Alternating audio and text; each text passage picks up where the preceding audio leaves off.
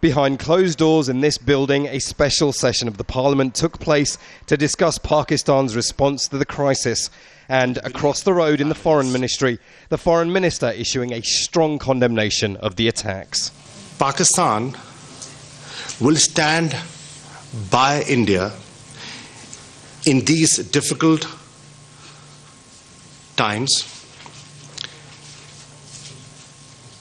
And we also express our anguish. Pakistan stands fully committed to combat terrorism in all its forms and manifestations, because we are also victims of terrorism. But in the markets and in the cafes, the government has been criticised for agreeing to Indian demands for the head of its intelligence service to go to India. Criticism that has led to the government cancelling his trip and sending a lower-level delegation instead. And as reports on who is responsible filter through the Indian media, one central issue is coming into focus. Kashmir. India and Pakistan have fought 3 wars over this territory, and both countries regularly exchange fire over the line of control, the de facto border between the two countries.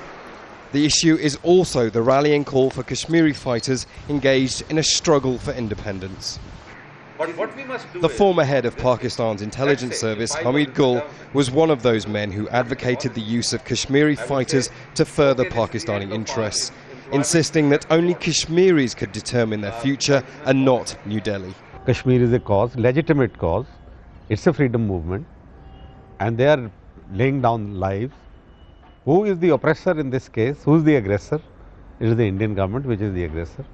For 61 years, they have denied them the right of self-determination, right of vote, which they themselves accepted.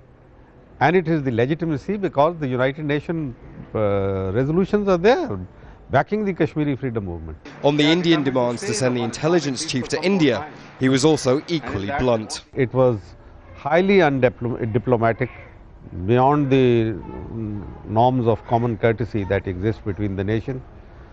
So they should not have demanded, because that means they stand to be paid in the same coin. I mean, tomorrow we may, because we have so many, every day we are targeted by some terrorist group or another. So we could also demand their intelligence chief, which I'm sure they would feel the pinch. Pakistan's role in Kashmir will now be under the spotlight. Pakistan says it's no longer linked with the Kashmiri groups and outlawed many of them several years ago, including the one, Lashkar-e-Toiba, that the Indian media say are ultimately responsible. Pakistan's a country already on high alert, and this latest crisis will only add to that. Now, most analysts say that if there is a connection to Pakistan, it's unlikely to be an official one.